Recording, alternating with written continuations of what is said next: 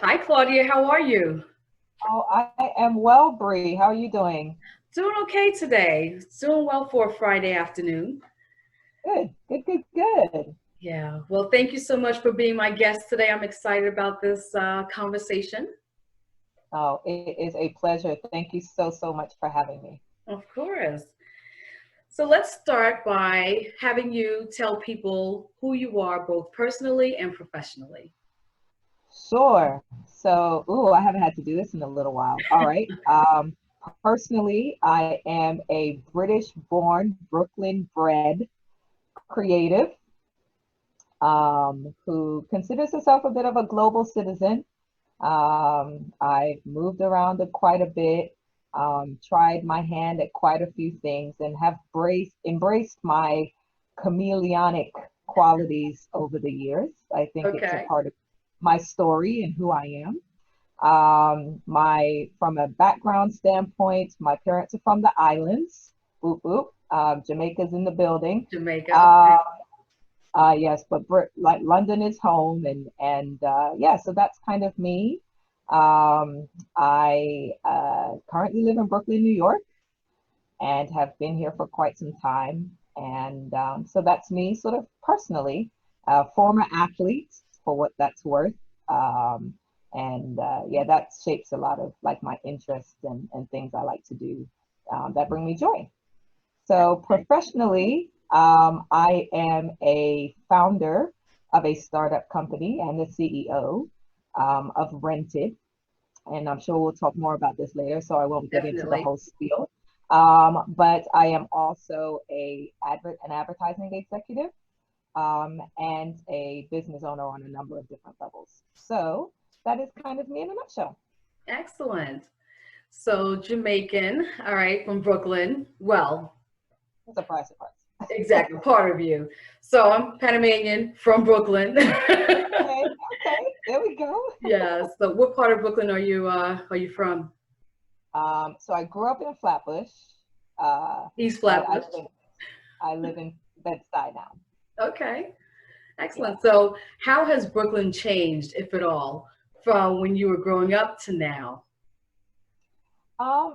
To be fair, I don't think I'm the best judge. Okay. Um, I moved here when I was in high school from England.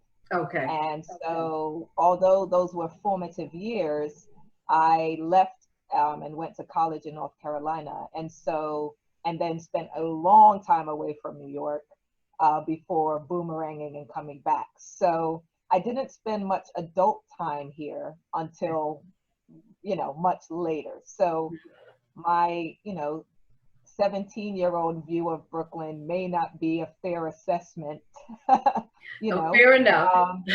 Yes. So I don't think I'm the best judge, Okay. to be honest. Yeah, Do you enjoy it now?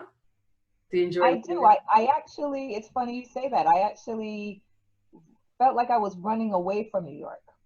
So funny story. Going to college in North Carolina after spending time in Brooklyn, New York, can be quite a rude awakening if are new to America, which, relatively speaking, I was. Hmm. Um, and then you kind of learn that there's another way to live.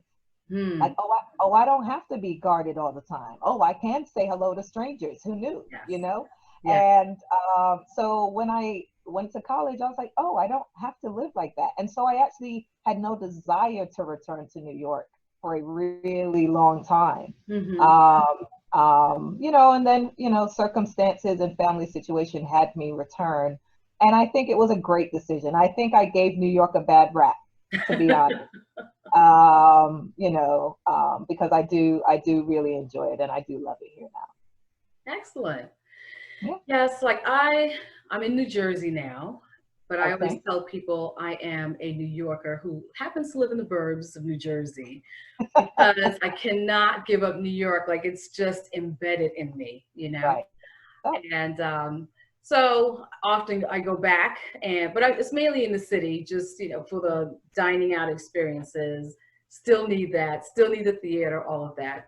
Of course, not at yeah. this very moment, Right. but for the most part, that's something that just always was the attraction. Right? Cannot get enough of New York. But For sure. for Okay. sure. So you mentioned that you went to school in North Carolina. So where did you go and what did you study? Sure. I went to Duke undergrad, Okay. go Devils, and I studied Japanese and economics. Interesting. Um, yes, with a minor in African American studies. Okay. Yeah, And so now I'm going to jump for a second. Okay. sure. So you mentioned that your business is Rented. Can you just Yes, briefly tell people what Rented is? And then I'll go back to your academic background. sure. Not a problem. So Rented is a tech-enabled home design service for renters. And we exist to allow and enable renters to create a sense of belonging in spaces they don't own. So that is a big ethos for us and the driving force for what we do. Excellent. Yeah. So, with an undergraduate degree in Japanese and economics, and now you have a tech enabled company in the design space, Right. how did you get there? What happened in Man, between to get you to that point or how to much this point? how much time do you have? How much time? We've got time. I think I know a bit about your story and I think it's interesting, so I need you to share. Let me tell you, sometimes you look back, you can see the thread, but at the time I could not see the thread. So, funny story, another one. I actually went into Duke wanting to be an architect. Hmm. And then calculus and comp sci happened. And I was like, okay, I guess this is not the one. So there was a quick about face after freshman year, and I had no idea what I wanted to do. Hmm. So I was like, well, I love Japanese culture. I grew up with an uncle who was very heavy into the martial arts. And so we watched lots of movies. And, there was always like, a very intriguing element of Japanese culture that I was connected to. So I was like, well, if I'm going to struggle, because Duke was very difficult, I was like, well, I'm going to struggle with something that I at least am interested in and I like. So Hmm. I did not connect the dots as to how that could possibly connect to a future career. I legitimately was like, this is something I'm interested in. There's some passion points there. Let me go ahead and do that, and hopefully the chips kind of fall where they may. So Hmm. that's how that happened. But it's funny, the architecture interest was there, and so that is interesting to see. Fast forward 20 years, but yeah. So I don't know if you want me to sort of do the linear path, if you want me to go there. But yeah, I mean, I think. Sorry, go ahead. No, no. I was going to ask, or actually make a statement because they often say that whatever your first love is, you kind of come back to that in some form or another later on, right? Right. Because I think it's true and it's kind of innate, whatever you gravitate towards earlier on in life. Yeah. So interestingly enough, I see here that you also have your graduate degree. Can you share that? And then we can talk about what did you do in between, how many years were there, where that led Sure. you. Of course. Yeah. So I did get a degree in a master's in marketing from Georgetown, Mhm. probably 8, 9 years later after undergrad. Mhm. And between then, it was simply Claudia following passion points to try to figure out what my lane was. Mhm. So my first job out of undergrad was an English teaching job in Japan. Mhm. So I did that for a year. My senior thesis was on hip hop culture in Japan. So I was Oh, very eager interesting. to get over there and be immersed in the culture, and it was quite an experience, to be totally honest with you. How Yeah. So so? after um, one, it's interesting to be a true minority in Asia. Like it's just so pronounced, in a way that it's just not, in Western countries. Mhm. Mhm. So I describe Tokyo as New York on on E. Like it is on 100. It's just so much more amplified. Okay. You know, just the density of the town. It's got a lot going on. Yeah, and it was just for a 20-year-old. It was overwhelming, like a really, really stark shift. And on some levels, I really appreciated the experience. And some levels, I wish it happened a little later where I could have appreciated it more. Okay.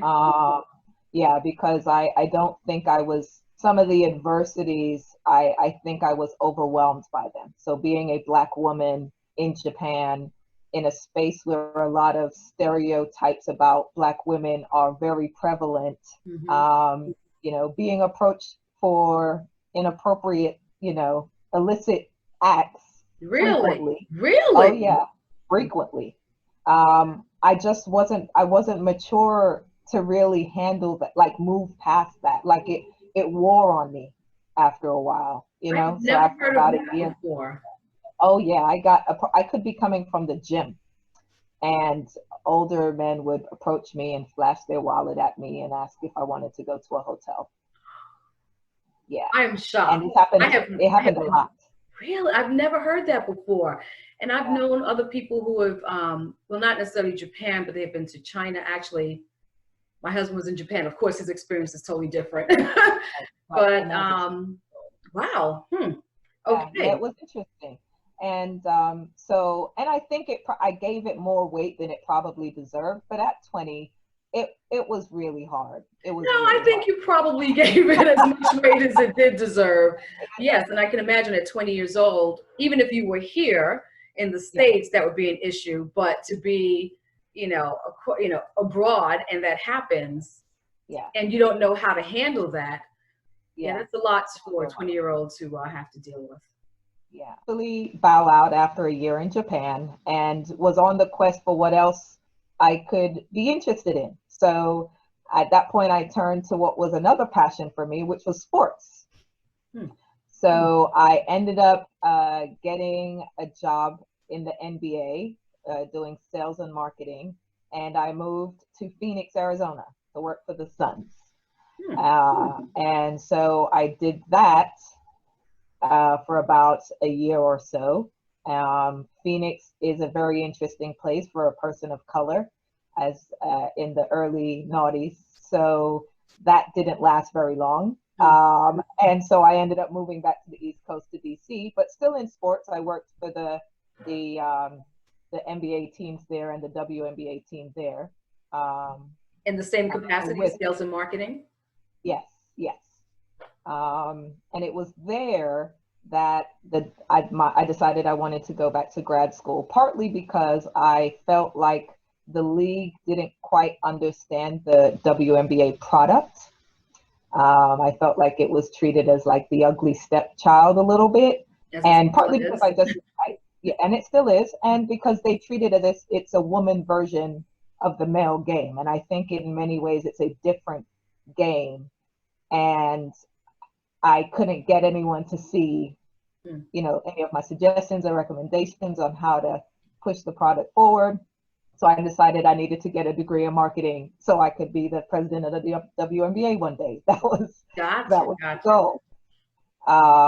But in between there, I decided I wanted to teach and give back, because I was a product of the public school system, and I wanted for others like myself to see someone come out of a similar situation, and do my part. So I Mhm. taught high school English, ninth grade and 12th grade, hardest job I've ever had. And if anyone's curious, the best contraceptive on the market, I'm telling you right now, um, hands down. But yeah, I did that for 2 years while I was in grad school. So let me ask, when you were in Japan, so were you teaching adults English? Adults and students, but it was like, yeah, outside of the typical school curriculum. Okay. So then Yeah, you come back here, and then after your stint in the corporate sector, Now you're teaching ninth graders and 12th graders. So that was a shock to your system. Just just a little. Just a little bit. Because I especially with the seniors, I mean, at that point, I'm, you know, 5 years older than them. Mm-hmm. It wasn't, 5, 6 years older than them. So it was a very different dynamic. Right. The you know, level of respect was probably yeah, not there quite as much as you wanted. Yeah, it was challenging. Right. When your students are hitting on you, like it was just, it was, it was a lot. I can imagine the 18-year-old boys are like, it's only 5 years. It's not a big deal. It was hilarious. Right? Oh my goodness. That's Yeah, funny. but it was a rewarding job. Hmm. One of the most rewarding jobs I've ever had. I still keep tabs on a lot of my students. Oh, good. Even all as grown-ups now, it's hilarious to see. But it was a beautiful thing, a beautiful, beautiful period in my life. I'm very glad I did that. Okay. So did you give up teaching to go to grad school, or did you do both simultaneously? I did both simultaneously. And at this point, I still had the WNBA aspirations. That was the driver for my involvement in grad school. Okay. I really did love teaching. The business of education, though, not so much. And the public education system, it's run like a business in many different ways, and morally and ethically, there was a lot of tension there that I couldn't reconcile, and so I decided to walk away because of that. Yeah, not the first time I've heard that, which is a shame. Yeah, it was really tough. But yeah, it was really, I ethically, there were just things I just could not continue to be a part of. So I decided, I made peace with knowing that I could still be involved and mentor and, shape young lives in different ways. It just didn't have to be that way. So and probably in more ways too. Right. You don't have so many restrictions placed upon you. Right. You're not dealing with that structured system. Exactly. Okay? Right. Exactly right. So then now you're at Georgetown and you're working on your. So is it an MBA or Masters of Arts? It was a master's in integrated marketing. Okay. Yes. All right. So the thought is you'll get your master's, you'll have more skills developed, at least on the academic front in marketing, and you'll get back to the WNBA. That was the plan. What actually happened? Do that? God loves a good plan. God loves a good plan. So no, that is not what happened. It was in grad school that I learned about advertising, understanding the different arms of marketing. And then I learned about a role called account planning or strategy. And I was like, oh my gosh, there's something out there for people like me, where you get to be strategic and very nerdy and take in lots of data and analysis and all that stuff, but you have to come out with creative solutions. Right. So you get to use both sides of the brain, so to speak. And that was something I had struggled to reconcile up until that point, because, even in the classroom, my lesson plans were always like left, I was always trying to find new and innovative ways to do things. Like I remember bringing in like Jay-Z lyrics to teach metaphors, and so I was always that way inclined, and so learning about strategy, I got really excited about that because I felt like, oh, there's this role for people like me. And so that's how I ended up going that path. Okay. Yeah. So did you work on the agency side, or did you work on the client side, corporate side? I did. I went agency side. It was a humbling experience. I mean, so at this point, I'm 27-ish, maybe 28. And, advertising is one of those industries where you have to have experience to get experience. I came out very, very low. I was an intern. I took an internship. I took an internship. This was like the recession, so Mm, 09-ish. okay. And I had, it was like, what are you going to do? Mm-hmm. And so at 27, 28, I took an internship at an agency. Um, and the rest is kind of history. That was the foundation of a 12 plus year career in advertising. But yeah, from a very humble, humble start, to be honest. That's Yeah, okay. That's what happens, yeah, especially when it's a it, recession or a time like now that we're dealing with. yep, yeah, Many people are making decisions based off of the now, right? Because yeah, we don't really know what's coming, and it right, seems like we can't go backwards, right, to what was. right, So right. a lot of Yeah, things are changing. We're all pivoting. Okay. yeah, that's exactly right. So now you've got sales and marketing experience. You've got Yep, experience on the advertising side. yep, You've done a couple of stints in teaching and yep, on the corporate side.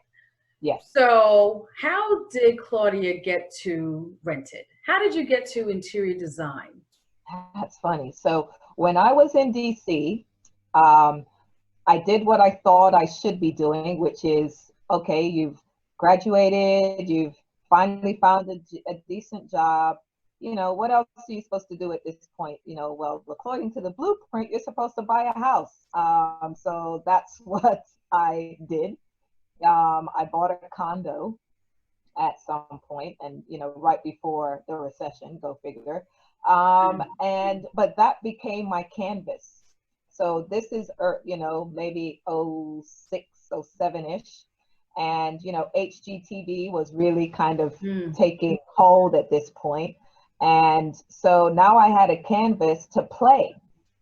So I was, constantly trying new things, wanting to build things, do things, and that poor house. I mean, I put it through, I put it through so much stuff. And but that's where I kind of like caught the bug. okay. And then I had, when friends would come over, they'd ask how I did it, and so then people started to turn to me for suggestions or advice.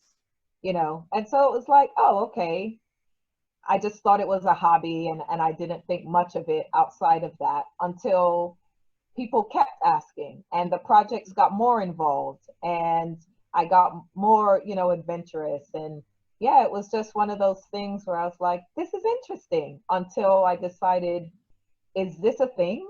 Hmm. Like, could this be a thing? Um, and so fast forward a couple years, and when I moved to Chicago, which was a couple of chapters down the road, I decided to go back to school because it hadn't left. It was one of those ideas that was like, it just wouldn't go away. It was just gnawing Um, at you. it was just gnawing. It was like, there's this thing. And along the way, I was so enamored, even after I sold my condo, I would still design my rental apartments. And like, I'm talking design, Brie, like not just like a little paint, not, no, I am putting wallpaper on the ceilings. I'm doing all these chevron lines in the bathroom. I know I the landlords are changed my screaming right now. telling you, ma'am, I broke every lease, every rule. Like but I don't know. I was just really like, this is mine while I live there. Where else do you spend $20,000 a year on something, Right. and someone tells you, but you can't do blah blah blah blah blah blah blah blah blah. Like where Mhm. else? Right. And I just wasn't for it. So I would do what I wanted and pay the consequences Well, at the end of that's what I'm thinking about, the consequences. So you put wallpaper on the ceiling, which I actually love, by the way.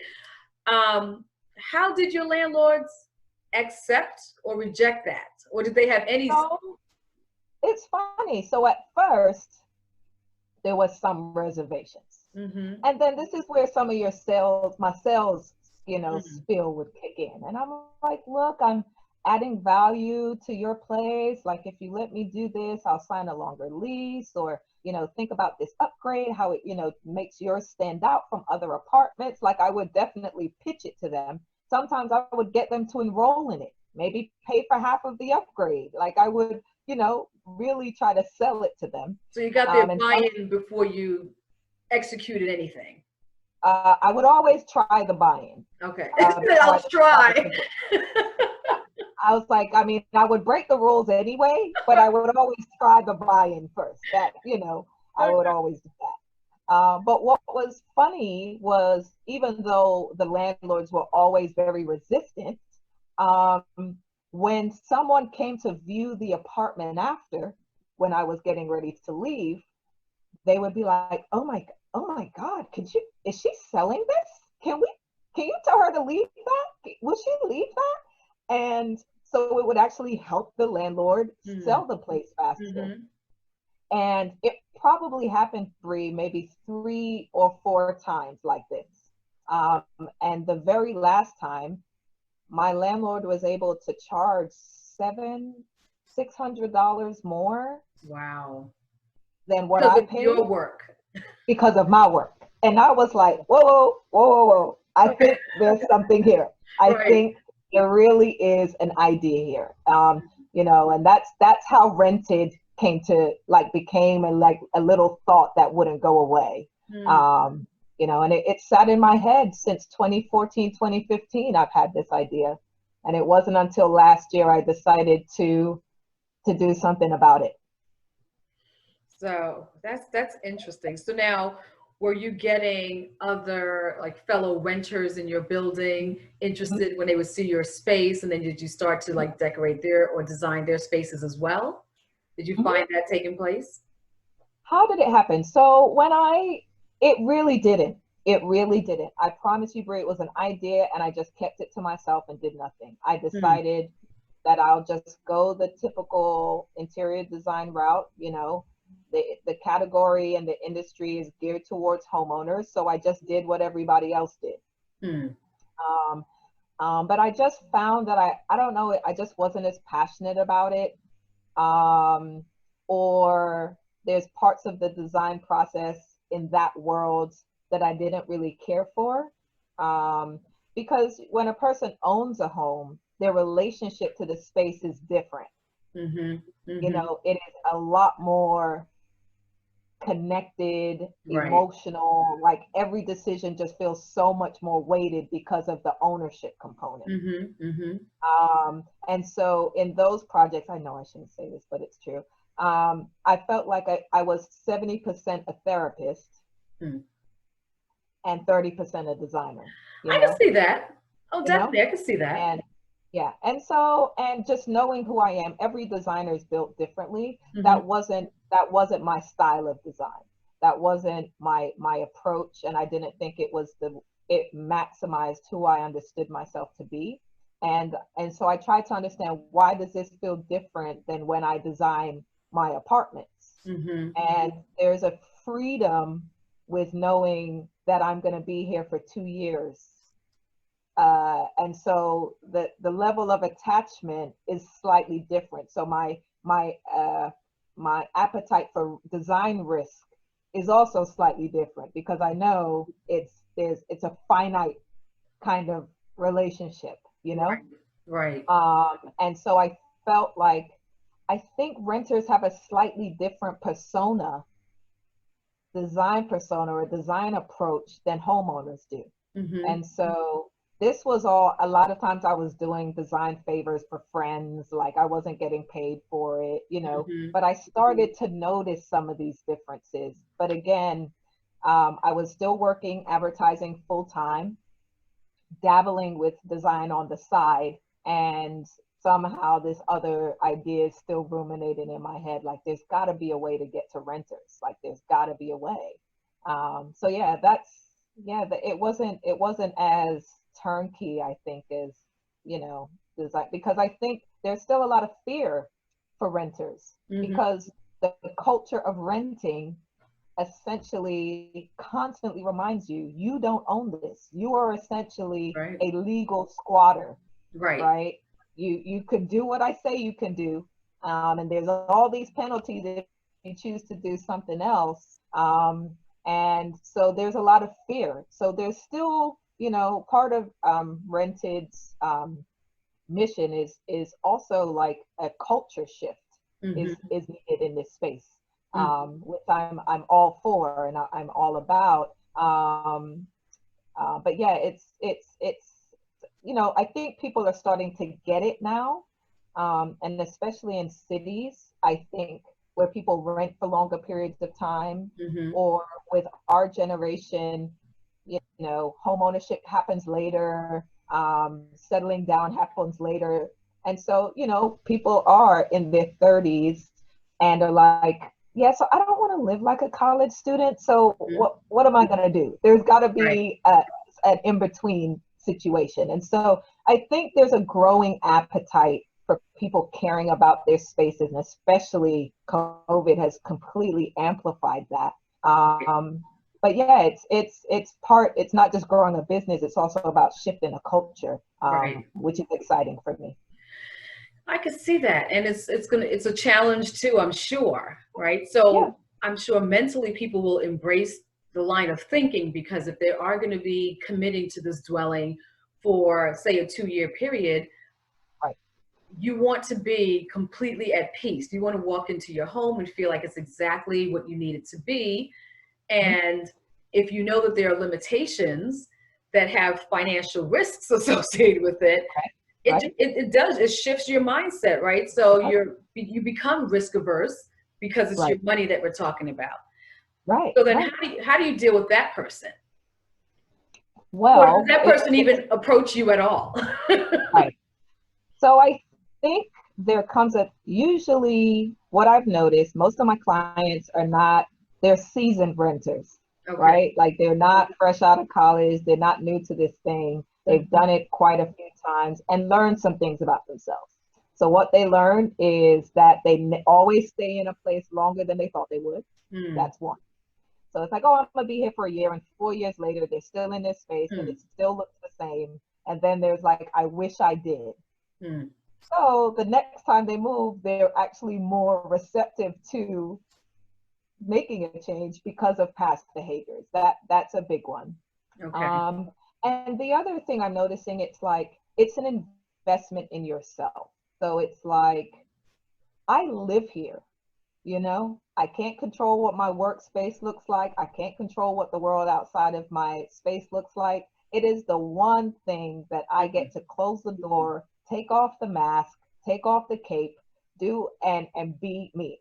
And there just comes, I think, a life stage where it's a worthy investment. That level Right. of like impact on my wellness becomes worth it to me, Yes. whether I own or not. So that's what I'm noticing happens. It's a life stage thing. Mm-hmm. But the other part I'm trying to solve for is how do I mitigate some of those barriers about concerns about money?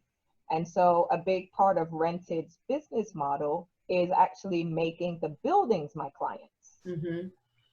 So I it noticed that actually when I be, took a look at your website. So yes, I'm like, yes, okay. So you're looking at, yes. So sorry, go ahead. no, yeah. So it's how do I build relationships with buildings so that Rented becomes an amenity in the building, Hmm.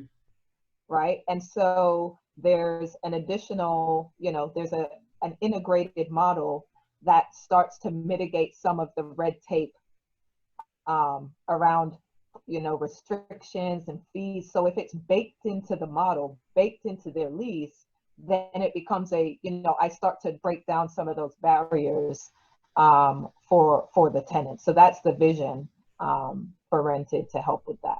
Are you working with more established properties, or is it Mhm. more the newer ones that are more receptive? So if it's new construction, let's say, is it Got it. that or? That's great. So right now it's actually none of the above because buildings, at least in New York, are just trying to keep people paying what they're paying. So this is a bit of a tricky time. So right now, Rented is actually going directly to the tenants, Mm-hmm. versus because buildings are in like self-preservation mode at this stage. Okay. That said, I think there are some buildings that are going to be more inclined to do this at this stage, and because the category is very conservative, to be totally honest. So they're quite risk averse. Mm-hmm. But some higher end buildings who have a lot of amenities might be receptive to this. But also some of the smaller buildings that don't have a lot of typical amenities. So they don't have the pools and they don't have the gyms and they don't have the coffee shops. So they're still competing. Mm-hmm. How can they make themselves stand out? And so I'm also targeting buildings like that, or I think maybe a good fit in the short term. I think that that's just very clever, right? Because what I'm intrigued by is, a few years prior, you had an idea, right? So it was sort of a concept that took a few years to be developed. Yeah. But knowing that, like you said before, you didn't want to be like in the traditional sense of interior design, you don't want to be a traditional interior designer. You don't want to follow kind of a set format. So I like how you have identified a different market, but also you're challenging people to think differently and to act differently. So it's taken established sources and really getting them to look at a traditional field like interior design and treat it differently. And I mean, that's how great businesses are born, right? When you look at Uber and the likes. I remember, because I'm from New York, back in the day, when it was like, well, just take a dollar cab. The dollar cab that can get you from point A to point B. Right. That's essentially Uber. Yes, it was. Yes, it was. So, it took someone to say that I'm taking that same idea and expanding it. Even if I look back at the shoe industry, you look at Tom's, right? If you go to Central America and you look at those same shoes, and he brought the idea here and just expanded upon it and did good with it, right? So I'm glad to see that you're challenging the structure, right? You're challenging the format. And that's one of the things that really piqued my interest when I saw your background. It's like, I have got to talk to Claudia, because I thought Rentid, I still think Rentid is very clever, but also, and this, the other piece of what I want to talk about is the number of careers that you were engaged in prior to Rentid. And I'm sure for each one of them, you've taken skills that you've learned along the way, and that's helped shape who you are today. And it's helping to shape how you approach your business. What's interesting to me about it is just that talking to women who have done certain things for X number of years, a lengthy period of time. Some may have raised kids, some may have not.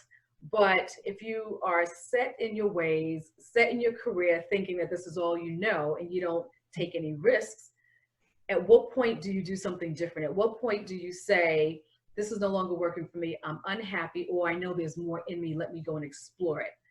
And that's kind of what, one of the things I want you to touch on during this conversation is, did you have any fears, and how did you overcome them to abandon what you were comfortable with and what you knew to jump into something that's unknown?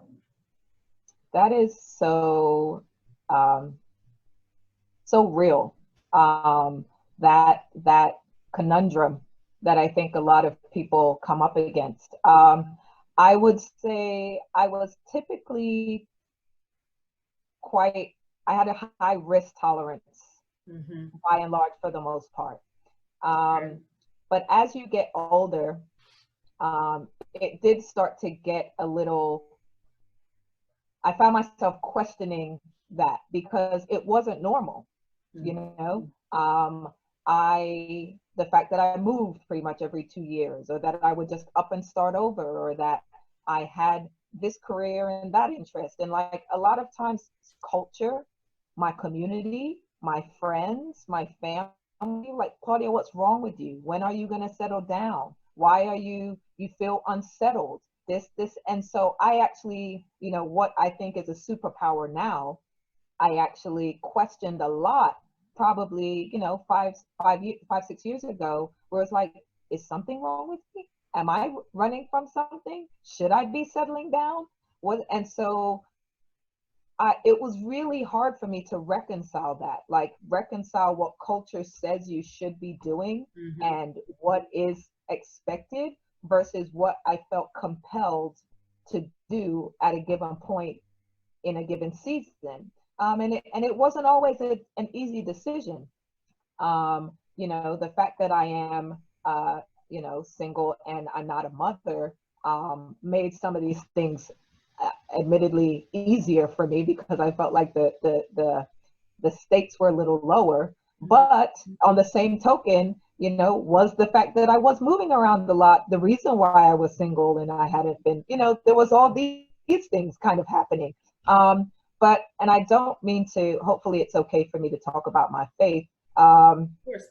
But this idea would not let me go.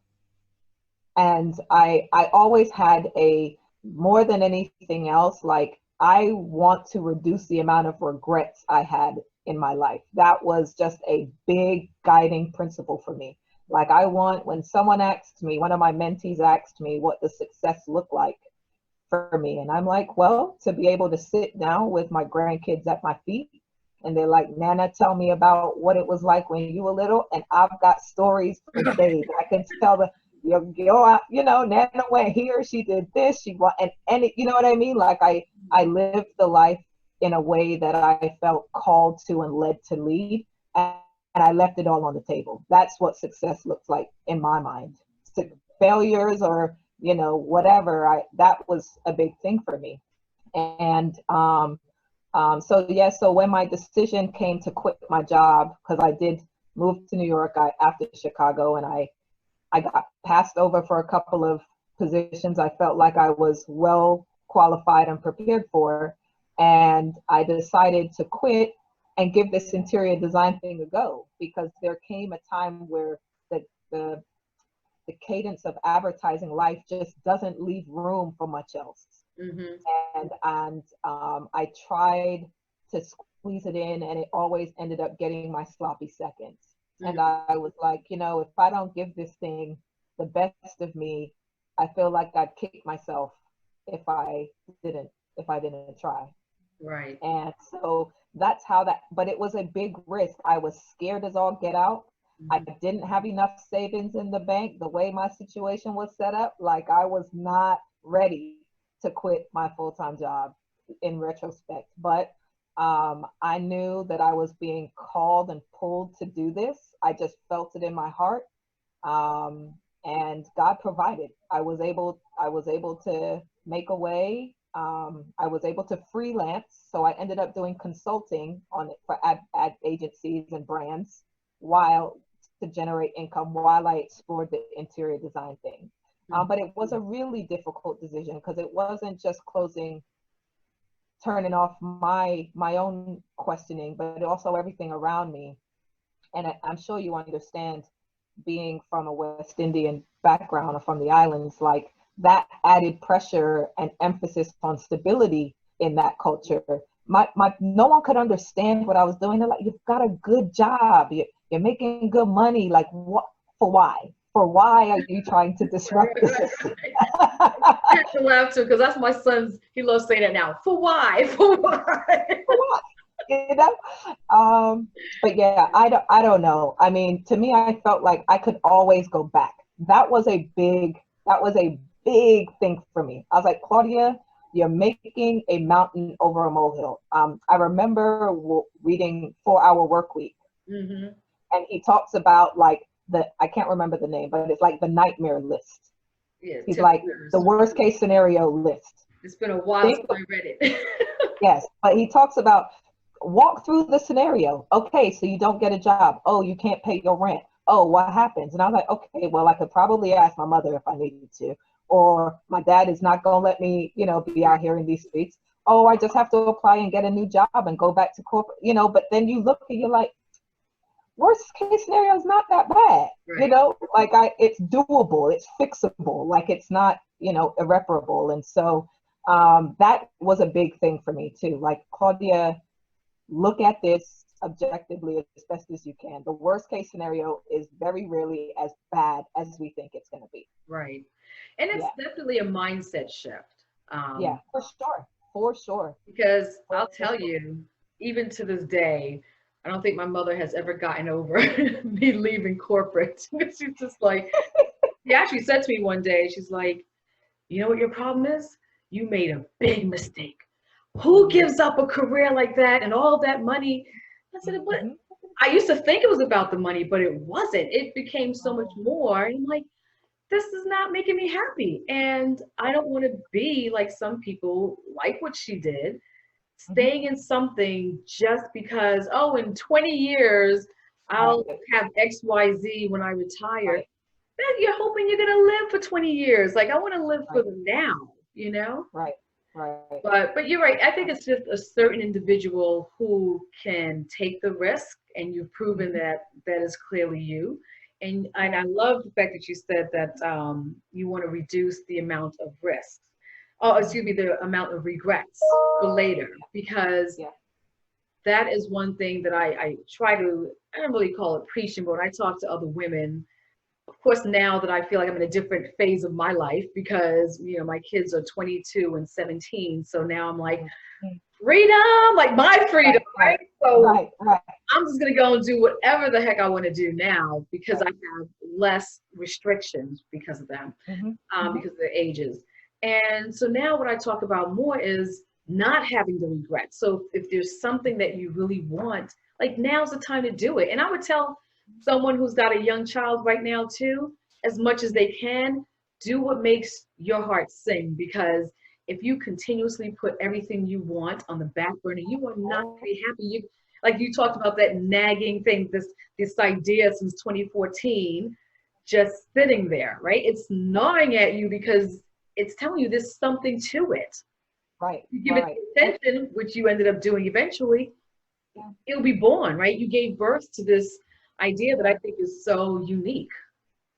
Thank you, Bree. And one thing I want to share too is like, I think sometimes we have to take the ideas, and then again, this is my belief that like these are like, I think you kind of have a responsibility. If there's something that is like on your heart, um, you have a responsibility. Like that was given to you. That didn't just get there. You know what I mean? The gift. And if you believe that you were put here for something and you have an idea that just won't let you go, Mm-hmm.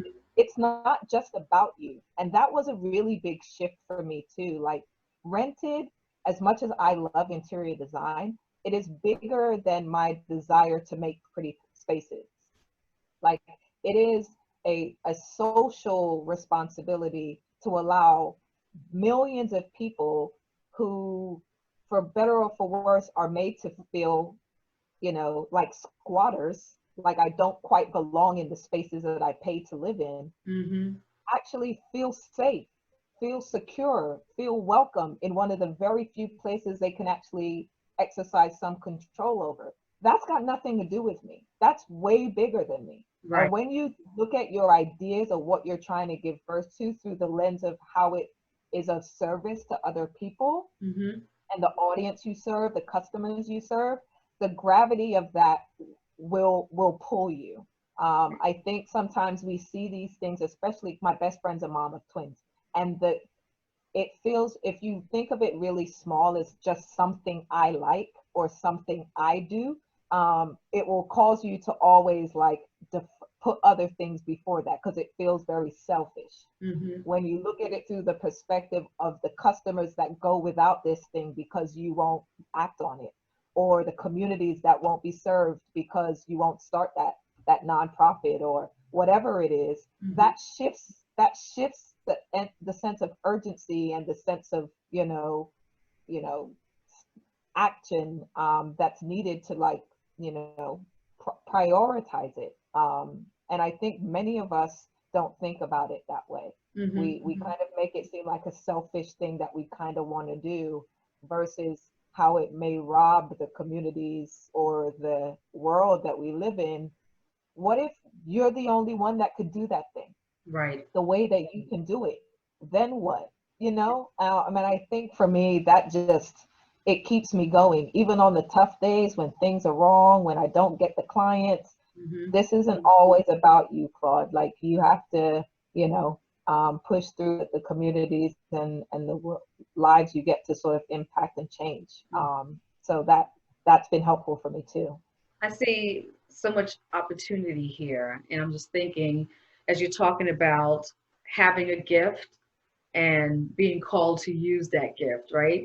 And just think about, Mhm. like you said, from 2014, 2015 to have the idea and to launch it in 2019 and in 2020, there's a pandemic and we're all like confined to our homes. I'm like, Right. you know, I mean, I'm trying to put a positive spin on this. It's like we're confined to our homes, but like look at what impact you can have on all these people who are home who may feel like I can't be in this space anymore because it doesn't represent me. I don't feel good here.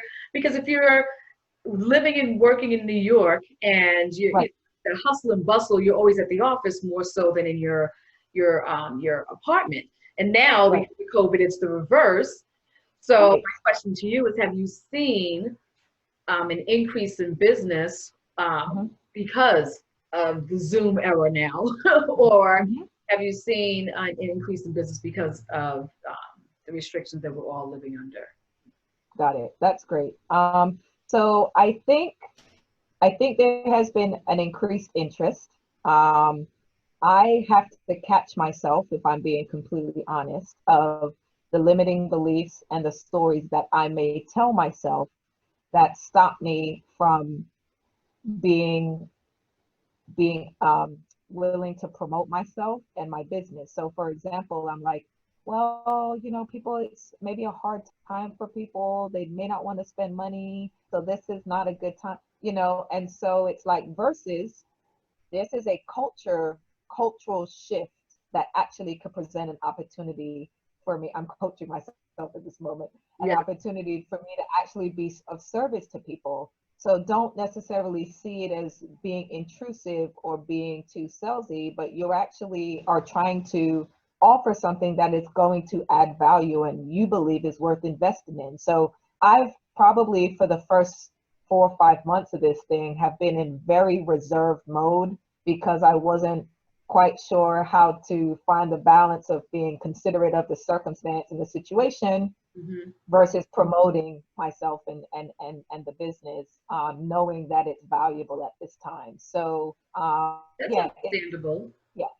Yeah. So that's been a personal challenge, to call a spade a spade. Right. But there has been a lot of interest. A lot of people are like, I don't have a home office. What am I? How can I create a situation here? Right. You know. But again, I think there's still some education for the renter community that I have to get to get people to see like this is even, it's not just a I wish I had, like there's a solution out there, and I've got to do a better job, I think, of promoting the business and myself. So that's the truth of it. Well, chop chop. I'm looking forward to seeing this growth because as you were just talking about, when you know you're being called to do something, you've got to think beyond yourself. And I completely understand you being considerate because when we're all dealing with all kinds of emotions, especially in the beginning of all of this.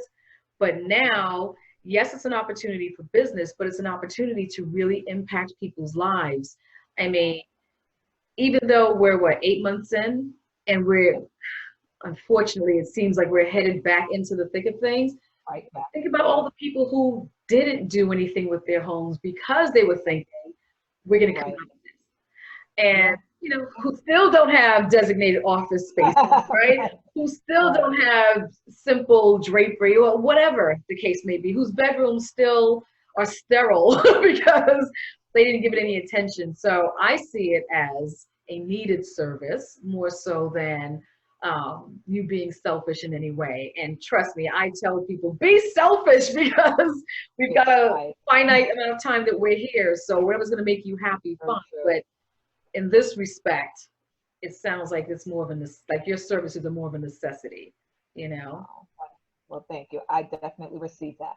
Yeah. I definitely received that. So, so when we talked before, one comment you made to me was home ownership is overrated. I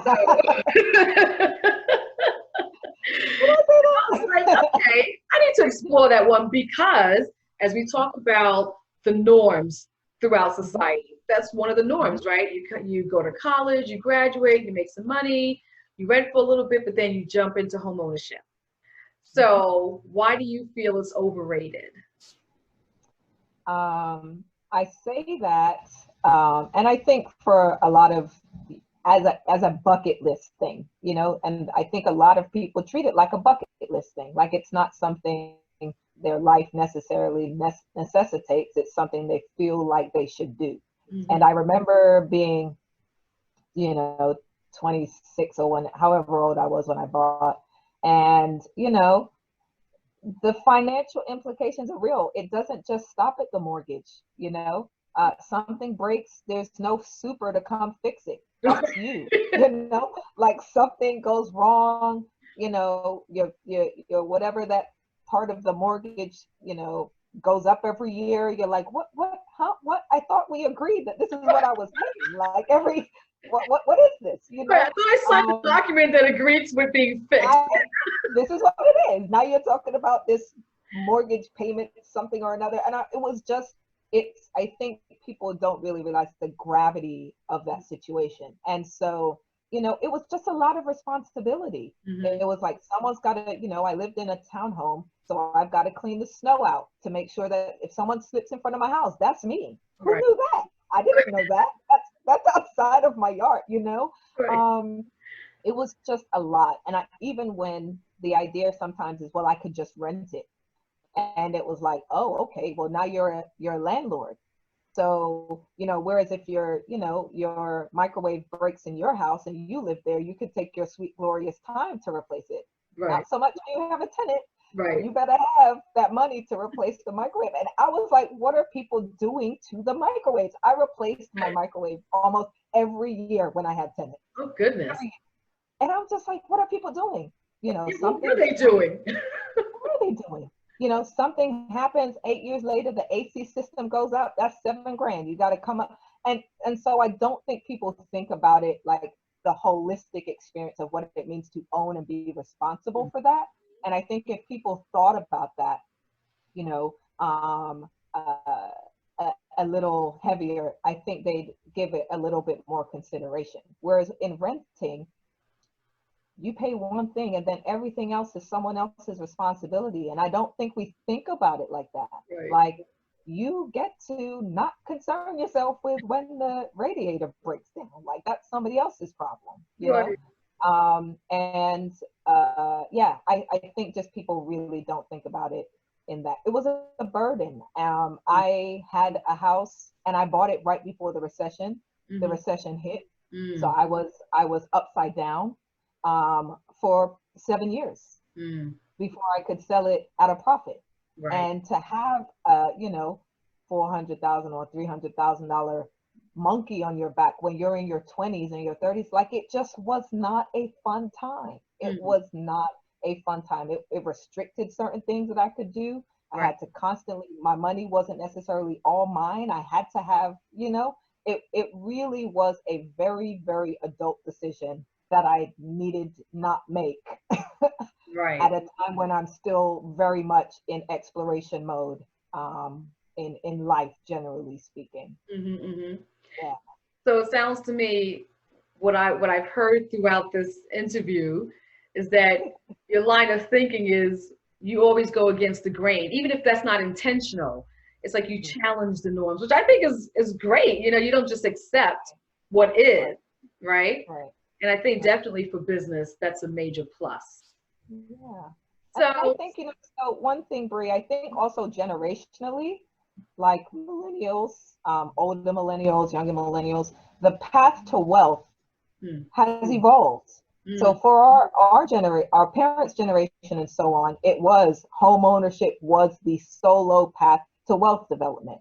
In this climate, and with a more educated generation and all these things, people are seeing that there are multiple ways to generate wealth. And so home ownership is an option, but isn't the only option. So I can put that off for till I'm late 30s, early 40s, because there's a couple other things I can do before then. And I think this is one of my hypotheses. This shifting approach to home ownership is why people are willing to rent longer, because they're like, I don't necessarily have to bunker myself down so soon.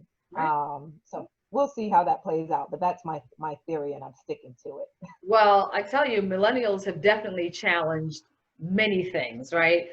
I don't need to own a home. I don't need to own a car. It's like wow. And I think they challenge everyone, right? Because it makes you really stop and think, like, did I need to do it this way or Right, that way? No, I've only done it that way because everyone said I was supposed to. right, right. So, I mean, it's shaking everybody up. And yes, I this think so. lovely pandemic is making us all explore every aspect of our lives and just reassess everything, which That it is could end up exactly being right. a good thing. I think so. It's healthy. Every Yeah. so often, I think we've got to get ourselves out of the habitual, the autopilot we're all on, Hmm. and just Right, get us like, why am I doing that again? right. Yeah, it's healthy. Yeah, it is. I just wish it So, wasn't so drastic and, yeah, so many I'm not saying I would act for it like this, but it's it's here. a lot. Yeah. So how do you work with spouses? Is that a challenge for you, or because yes, we're talking about rental spaces, but either way, you still have to deal with both sexes, right? Or Yeah, same sex, whichever, just any type whatever of it is. union. How do you Yeah, handle that, especially if there are different opinions and different approaches to the aesthetics in their home? got it. So a different sort of my slightly different approach to design, and this is where strategy actually is has quite a heavy influence, right? Because I have studied that, people want certain things, but that doesn't mean that's what they need. Mm. And in design, I think that's a thing. People want a certain aesthetic, with very little knowledge of whether that's the right aesthetic for how they live their lives. Mm-hmm. You know what I mean? Mm-hmm. So, part of my remit is to strip away, okay, I like mid-century modern. Okay, that's fine. I'm like, but what do you need in your home? What do you need for it to do for you? Mm-hmm. Talk to me about that. And so I tend to come from a place of what your lifestyle is and what your needs are first. And then aesthetics is a part of my process and the solution, but it's not the entire solution. So if there are clients who are like, I just want a Scandinavian style something or another, that's really not my bag because, that's not my approach. I think it's homes and spaces just mean more to me than aesthetics. So Mm-hmm. I'm with clients, what I find what's easy to reconcile is when it is rooted in a need. I need this living room to be an escape. I need my master bedroom. I've got two infant kids. The whole house belongs to them. This is the one room that's for us. Right, Please help me, please. I need a safe space and a haven, right. right? That now I can get when a couple reconciles around a need, all of a sudden the design solutions there's alignment, a lot easier alignment when it's rooted in a need, because I can say, well, a bench is here and that's better than a side chair because X, and it's rooted in the need. So I can get them to like align on that tends to be easier. Mm. But aesthetics is a part, Right. and a lot of it is trying to get to why people like what they like, Mm. right? Because if it's really about simplicity, then that doesn't mean black and white or monochrome, but that's just what simplicity has come to sort of look like in Mm-hmm. the design spaces. And so they see it over and over again. And so that's what they translate simplicity to mean. And I'm Right. like, well, you can actually have like an all navy room and it serves the simplicity Mm-hmm. need without it being, a very stark color palette kind of thing, Right. So that's why so much of it is like getting down to the essence of what the real ask is. Mm-hmm. um, and with couples that really helps rally them around an idea and a concept Mm-hmm. when it's not like, well, I like this and I like this. You take it away from preference, Mm-hmm. and root it in a need. That goes a long way. So this is when the advertising background does come in, right? So we're talking about Totally. really diving into the psychological needs of someone, and being able to look at it analytically. So I Yeah, see it it. really I does. can see it. But it's funny because, and someone said this, life is lived forward, but understood in reverse. Mm. Mm. And you go through things and they won't make sense when you're in it. Like never in a million years would I have thought that like strategy would serve interior design like in a real way. But it really does. It makes me a better designer. It's actually come to define my approach and style. But you can't see that when you're in it. Right. So, You can't. but it, yeah, even teaching, you know, Right. like so many of these things I can definitely connect the dots. Working in sports, what it means to like, you know, how to sell something, and to, you know, there's so many things that just they make sense when you look back at it. Well, like you said earlier, you're going to have a lot to share with your grandkids, right? Can't, A lot of can't wait. insights, a lot of stories. You'll be a I great can't guide wait for them for their careers and how they live. So that's great. for sure. So what's next for you, Claudia? What's next? Oh man. Well, I just got back from a vacation. And part of it was I was feeling quite a bit of burnout. And I also felt a little stuck with where I wanted and needed Rented to go. Mm. So I'm building a startup. I am the design part I'm good at. The building a business that is scalable, that's going to change the way renters live their lives around the world. I've never done that before, and I don't know anyone who does. So this is a big experiment. Mm-hmm. And sometimes when you're accustomed to knowing definitively how to do something, like spending 12 years in an advertising career, being thrown into the unknown, sometimes it's really jarring. It can be really jarring. And the past couple of months, I hit a bit of a block. Mm-hmm. But I feel like I'm out of that block and really willing to step out on the ledge and take some more risks as far as Rented goes. So look for me to be a lot more aggressive in my sales and marketing and some of my grassroots initiatives. Doing things like this. I'm so glad.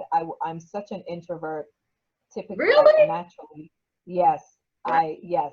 So this is I can't even tell you the sweat situation that's happening below the line, guys. It's you That's don't a want any surprise parts to me. That's a big surprise to me. you know, but I have to again sometimes remember stand for your vision versus standing your ground. And so the fact that I am introverted is secondary to what I'm trying to do and the service that I'm trying to provide. And so I plan to take actions that actually stand for the vision. So I plan to do that. I plan to, in 2021, aggressively pitch buildings Hmm. and develop relationships with developers and like get integrated more into that community.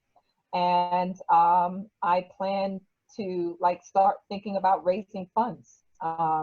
Technology is a big part of Rented. Right now, the industry is very manually driven, and some of the proprietary ideas that I have are really going to help streamline and automate quite a lot of the process. Mm-hmm.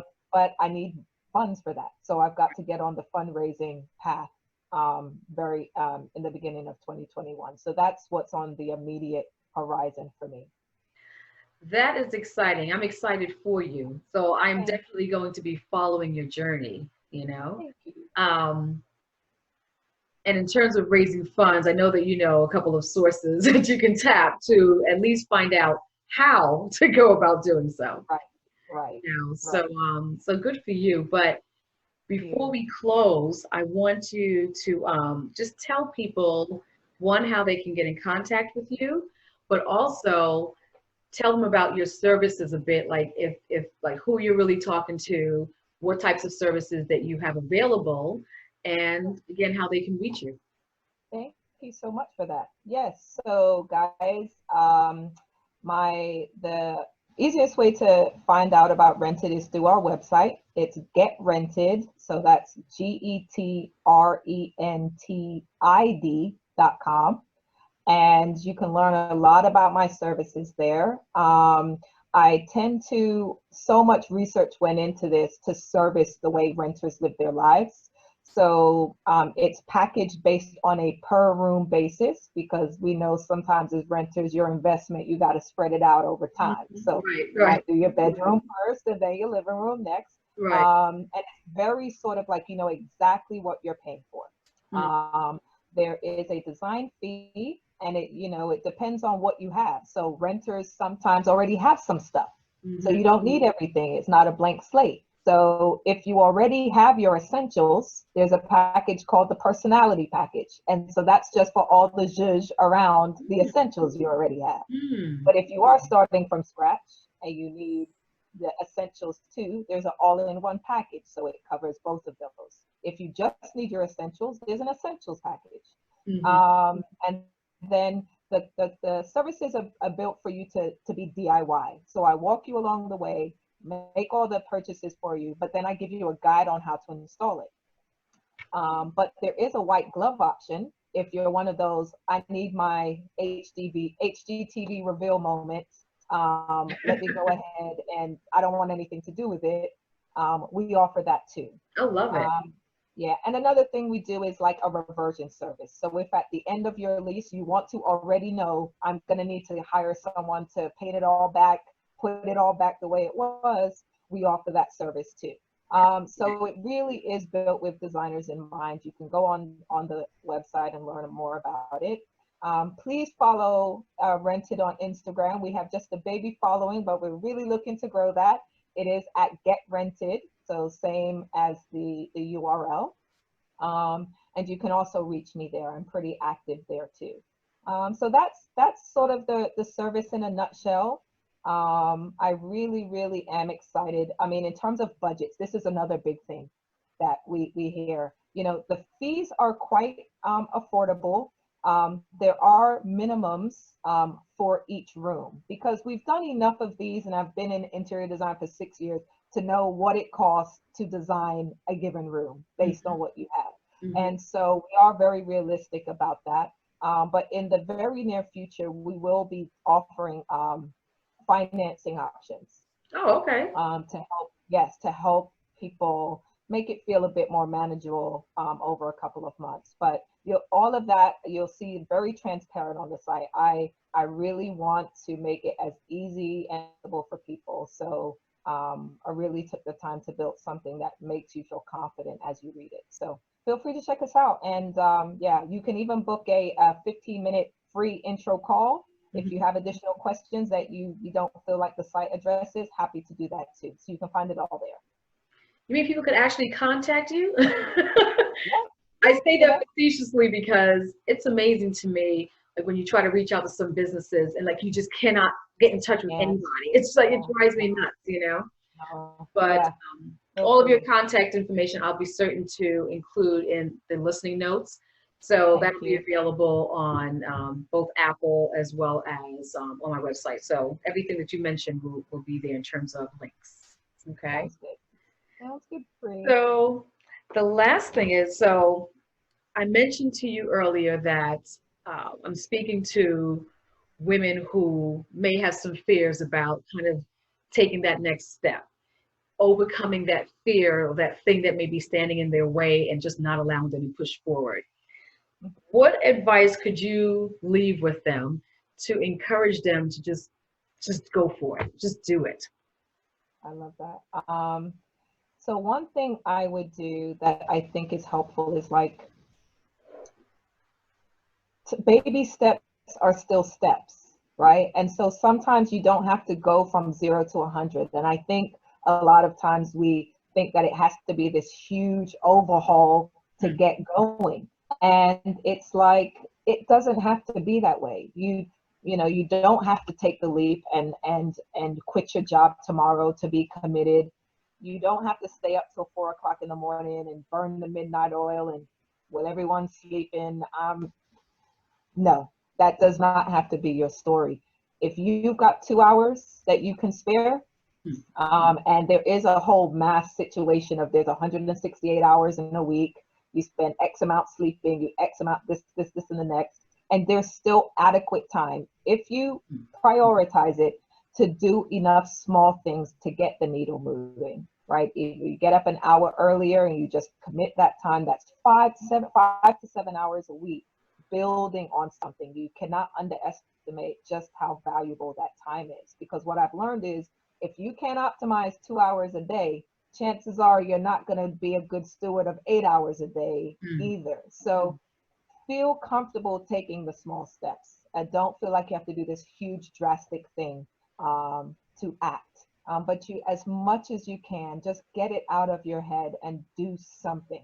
The little thing, buy the URL, you know, look up, you know, start the Instagram page, Right. the little things. Do not underestimate the little things, and celebrate the little things. They'll keep you going when it gets a little tough. That is true. That is very true. I think those are great words to end on. So I just want to say, Claudia, thank you so much for a very entertaining conversation. Oh, thanks for And having me, Bree. of course, and I'm sure that your story will resonate with at least one person, at least. That's So awesome. thank you for bringing your perspective on the field of interior design. And I look forward to just watching your progress over time and keeping in touch. Thank you so much, Bree. This has been a pleasure and an honor, and I really, really am thankful for you for reaching out. Thank you. Thank you.